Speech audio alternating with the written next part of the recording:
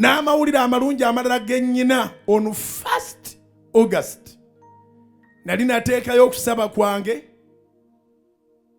oba mpapye nago ngoogere abagamba googere wanika omukono gwo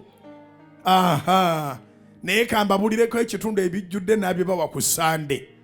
Nali nateekayo okusaba kwange nga nsaba ekisaawe ky'Ekololo. Nasaba ekisaawe ky'Ekololo tuteekeyo Independence Night. Jjukira kibadde kiri under renovation nga UPDF ekitereeza. Nyina amawulire amalungi okugabawa nti ebbaluwa yange ekkiriza nti bampadde bagimpadde olwaleero nga 1 August. Kubira Mukama engalo eza waggulu. Ebbaluwa ekkiriza nti bampadde bagimpadde lwaleero nga 1 August. Kubira Mukama engalo eza waggulu. Zikubira waggulu mugambe Mukama abantu balokoke Kololo.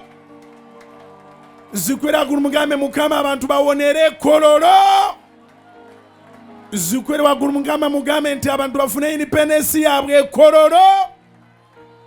Ku independence ground abantu kuba bafunira independence yabwe.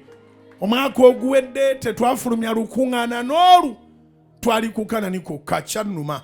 Guno mwaka gubadde gwa kubiri nga tetufuluma. So mbadde saagalira ddala tukolere olukuŋŋaana olwa Independence Night ku Canaan Land. Naye ng'ate mujjukira nti twagezaako Namboole nga Namboole bakyamukola.